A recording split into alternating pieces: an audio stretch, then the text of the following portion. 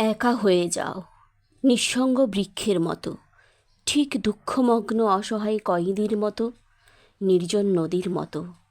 তুমি আরও পৃথক বিচ্ছিন্ন হয়ে যাও, স্বাধীন স্বতন্ত্র হয়ে যাও, খণ্ড খণ্ড ইউরোপের মানচিত্রের মতো।